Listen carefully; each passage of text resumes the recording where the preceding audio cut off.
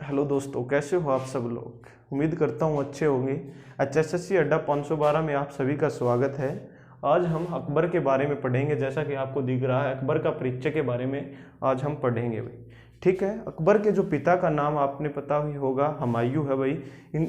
उसकी मृत्यु कब हुई थी भाई? 1556 के अंदर उसकी मृत्यु हो गई थी भाई हुमायूं की। ऑलरेडी अपलोडेड है हुमायूं का परिचय पूरा। अकबर के बारे में बात करते हैं तो 15 अक्टूबर 1542 को अकबर का जन्म होता है अमरकोट के अंदर। अकबर का जन्म कब होता है? अमरकोट के अंदर 15 अक्टूबर 1542 के अंदर अमरकोट में इसका जन्म होता है। माता का नाम था हमीदा बानो बेगम। हमीदा बानो बेगम की कोख से जन्मा 15 अक्टूबर 1542 के अंदर वो महान शासक अकबर जो अमरकोट के अंदर पैदा हुआ, जिसके बचपन का नाम जलाल था। पानीपत का दूसरा युद्ध लड़ता है 5 नवंबर 1556 को भी। 5 नवंबर 1556 को पानीपत का दूसरा युद्ध लड़ता है अकबर वर्सेज हेमू के बीच में। हेमू जिसको जो रेवाड़ी का शासक था भाई, रेवाड़ी के अंदर जिसका संबंध बताया जाता है, वो हेमू और अकबर के बीच में स्थित था भाई। ये एक क्वेश्चन है भाई, जो हेमू का मकबरा हेमू का मकबरा कहाँ स्थित है भाई? हेमू का मकबरा पानीपत के अंदर स्थित है भाई। पानीपत के अंदर स्थित है भाई। पानीपत में स्थित है हेमू का मकबरा। हेमू को इस युद्ध के अंदर आंख में तीर मार देता भाई अकबर का संरक्षक बेरम खा भाई। बेरम खा जो है वो अकबर का संरक्षक था, जो हेमू की आंख में तीर मार देता, जिसके कारण हेमू की मृत्यु हो जाती है। युद्ध स्थल के ऊपर ही इसकी मृत्यु हो जाती है और पानीपत के अंदर ही इसका मकबरा स्थित है। 5 नवंबर 1556 की वो पानीपत का दूसरा युद्ध है भाई।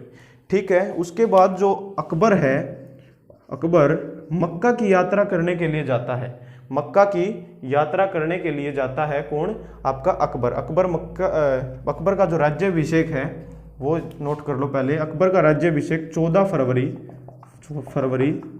1556 को हुआ भाई। अकबर का राज्याभिषेक कब हुआ? अकबर का राज्याभिषेक 14 फरवरी 1556 को होता है। और 1561 के अंदर जब अकबर है मक्का की यात्रा करने के लिए जाता है, मक्का की यात्रा करने की, मक्का मदीना आपने सुना ही होगा, तो मक्का मदीना की यात्रा करने के लिए 1561 में जब अकबर जाता है तो रास्ते के अंदर एक मुबारक खां नाम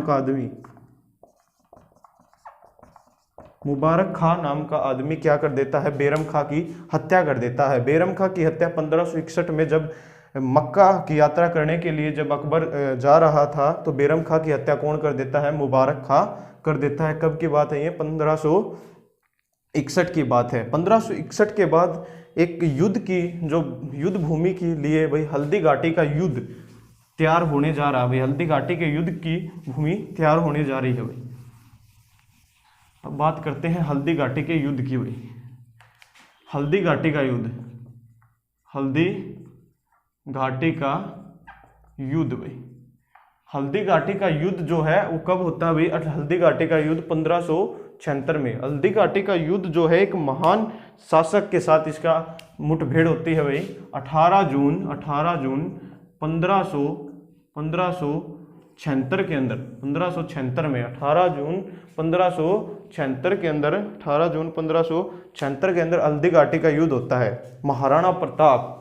महाराणा प्रताप वो सिसोदिया वंश के राजा, जिसके पिता का नाम उदय सिंह और माता का नाम जीवंती बाई, वो महान शासक महाराणा प्रताप अकबर के साथ लड़ता है हल्दी घाटी के अंदर भाई। हल्दी इसका नाम क्यों पड़ा? हल्दी घाटी का मतलब क्या है? जो राजस्थान जो जिला है, राज्य है आपका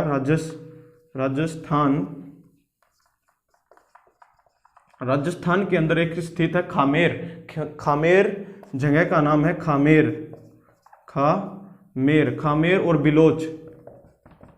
खामेर और बिलोच जो जगह है, दो गांव है खामेर और बिलोच। वहां की जो मिट्टी है वो हल्दी के रंग की जैसी है, इसलिए उस स्थान का नाम है हल्दी घाटी। तो ये कहाँ स्थित है? राजस्थान के अंदर स्थित है भाई।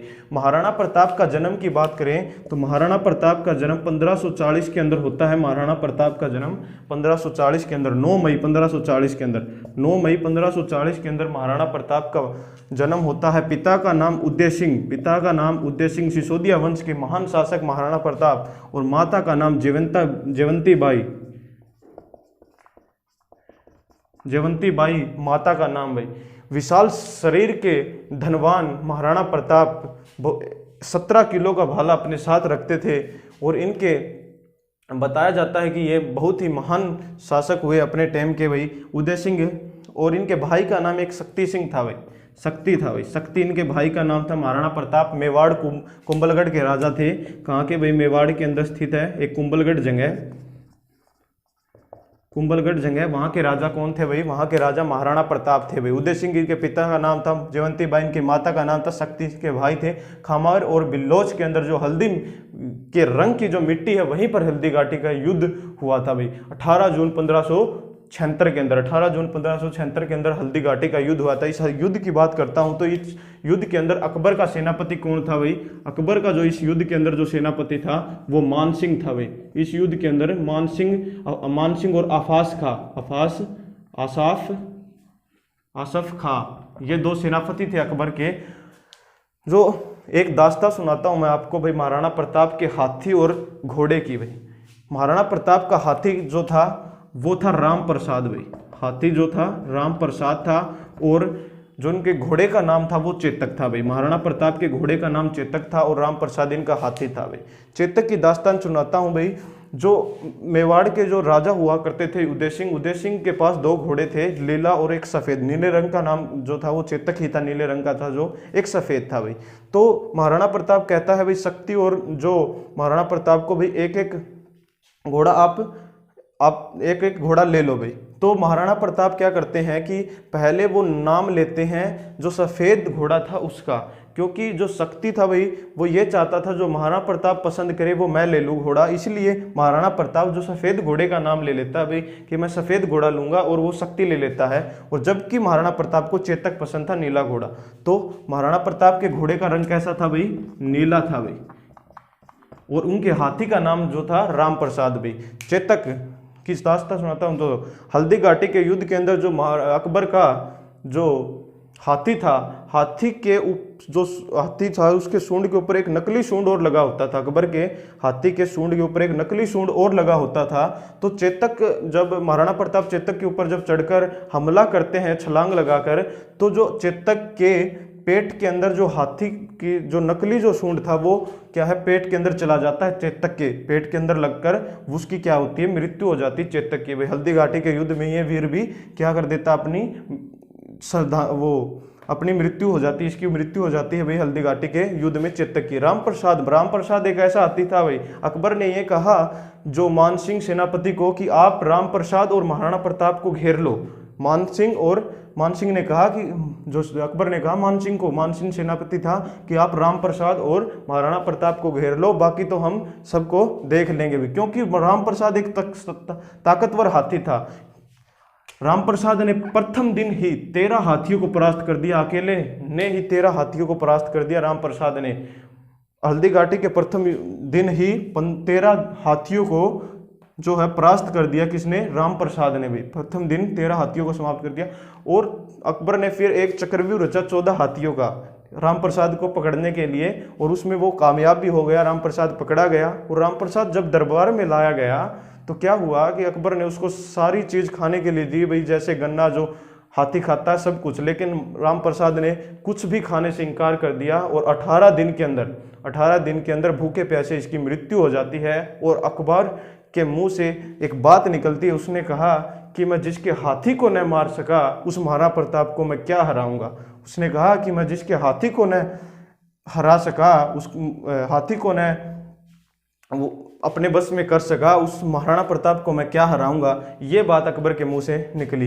अकबर की महाराणा प्रताप से कोई जातीय दुश्मनी नहीं थी। अकबर क्या चाहता था? अपने मुगल साम्राज्य का विस्तार चाहता था, जबकि महाराणा प्रताप क्या चाहते थे? अपने हिंदुस्तान को संविधानता दिलाना चाहते थे भाई। महाराणा प्रताप और अकबर के बीच में इसलिए ये लड़ाई हुई थी भाई। उसके बाद महाराणा प्रताप का जो जन्म है, महाराणा प्रताप की मृत्यु जो है 1597 के अंदर हुई थी। और इनका राज्याभिषेक की ओर बात करूं, महाराणा प्रताप का राज्याभिषेक 1572 के अंदर हुआ था भाई। 1572 में राज्याभिषेक हुआ था। 9 मई 1540 के अंदर कुंभलगढ़ के अंदर इनका जन्म हुआ, और 1572 के अंदर गद्दी पर बैठते हैं। 1597 में इनकी मृत्यु हो जाती है महाराणा प्रताप की भाई। ठीक है, उसके बाद करता हूं मैं अकबर की बात भाई। अकबर की बात, अब अकबर के शासन की बात करेंगे भाई। अकबर ने सर्वप्रथम दास प्रथा का को खत्म कर दिया भाई, दास प्रथा को खत्म कर दिया 1562 में भाई। अकबर ने दास प्रथा का अंत भाई, दास प्रथा का अंत भाई, अकबर ने दास प्रथा का अंत किया 1562 के अंदर। 1562 के अंदर दास प्रथा का अंत, और 1562 के अंदर ही हरमदल से मुक्ति, अकबर को हरमदल से मुक्ति भाई, अकबर को हरमदल से मुक्ति कब मिली? अकबर को हरमदल से मुक्ति 1562 में ही मिली। तो 1562 में दो चीजें करी अकबर ने, क्या क्या किया? एक तो दास प्रथा का अंत कर दिया और एक हरमदल से मुक्ति मिल गई भाई। 1563 की बात हुई, 1563 के अंदर, 1563 के अंदर अकबर ने क्या किया? तीर्थ यात्रा कर को समाप्त कर दिया भाई, तीर्थ यात्रा कर को समाप्त कर दिया भाई, समाप्त कर दिया। तीर्थ यात्रा कर को समाप्त कब किया? तो 1563 में अकबर ने तीर्थ यात्रा कर को समाप्त कर दिया भाई। 1564 ये इंपॉर्टेंट है भाई, 1564 जो अक्सर पेपर में पूछा जाता है। 1564 के अंदर जजिया कर को समाप्त किया भाई, जजिया कर। जजिया की बात करता हूं तो जजिया सबसे पहले जो आपके जो अरब शासक थे भाई मोहम्मद बिन कासिम, उसने लगाया था सर्वप्रथम जो जजिया कर को।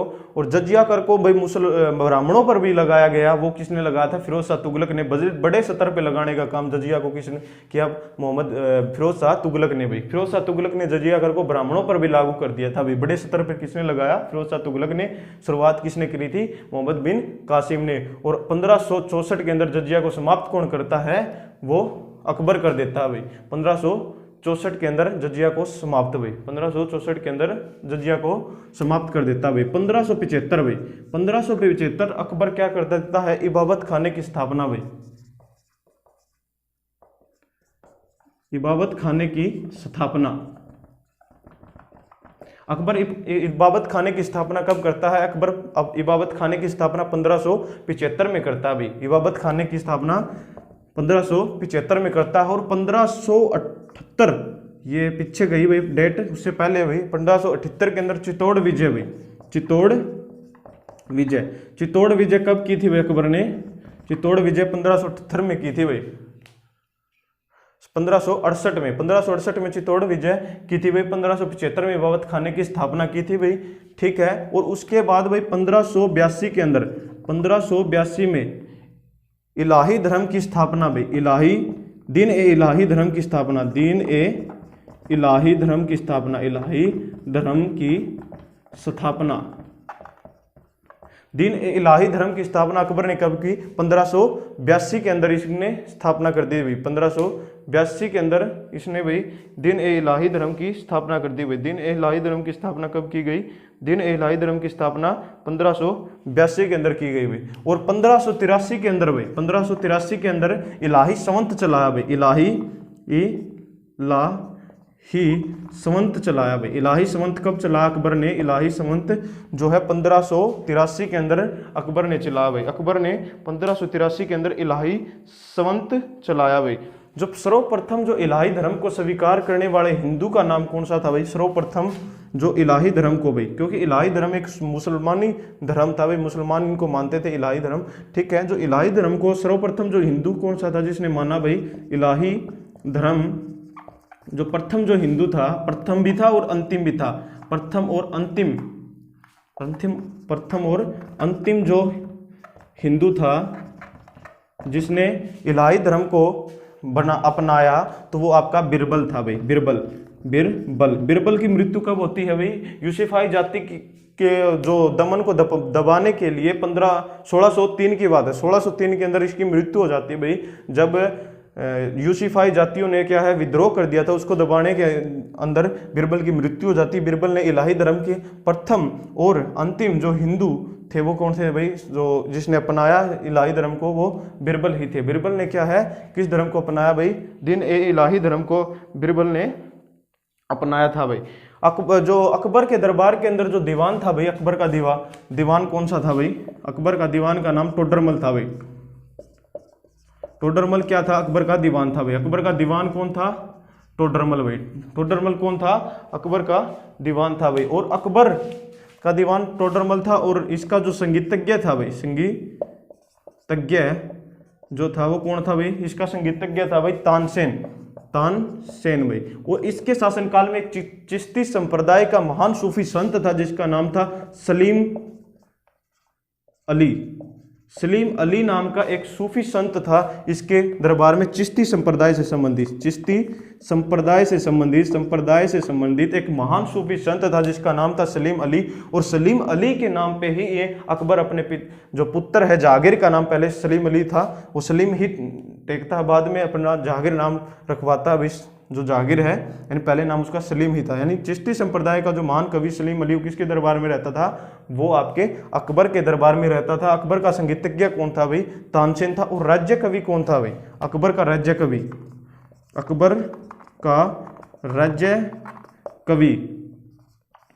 आफास खां का बड़ा भाई, आफास खां का बड़ा भाई जो था वो अकबर के दरबार में राज्य कवि था। आफास खां का बड़ा भाई को क्या था, अकबर के दरबार में राज्य कवि के पद को सुशोभित कर रहा था भाई। ठीक है, तो शुरू से लगते हैं भाई। 1562 के अंदर क्या है, दास प्रथा का अंत कर देता है। दास प्रथा का अंत कब होता है, 1562 के अंदर। 1562 में हरमदल से मुक्ति अकबर को मिलती है भाई। हरमदल से मुक्ति कब मिलती है अकबर को, तो अकबर को भी हरमदल से मुक्ति जो है अकबर को हरमदल से मुक्ति 1562 में। 1563 में तीर्थ यात्रा कर को समाप्त कर देता है। 1564 में जजिया कर को समाप्त कर देता है।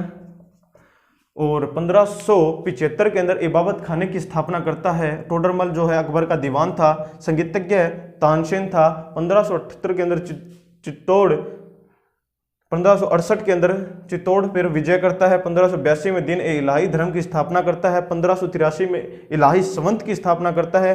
और जो अकबर के राज्य कवि थे आफास खां का बड़ा भाई था। इलाही धर्म को जो प्रथम जो हिंदू था जिसने इलाही धर्म को प्रथम और अंतिम जो हिंदू था जिसने इलाही धर्म को स्वीकार किया वो बिरबल था भाई। और बिरबल की मृत्यु कब होती है, 1603 के अंदर यूसुफी जाति का विद्रोह को दबाने के दौरान बिरबल की क्या हो जाती है, मृत्यु हो जाती है भाई। और जो अकबर है भाई, अकबर जो है वो नगाड़ा बजाता था, नगाड़ा बजाता था भाई। अकबर कौन सा वाद्य यंत्र बजाता था, तो नगाड़ा बजाता था। अकबर कौन सा वाद्य यंत्र बजाता था, तो नगाड़ा बजाता था। 1605 भाई, 1605 उस महान शासक की मृत्यु हो जाती है भाई। अकबर जैसे महान शासक की 1605 के अंदर क्या होगी, मृत्यु हो गई भाई। अकबर की मृत्यु कब होती है, 1605 के अंदर होती है भाई। Thank you Akbar.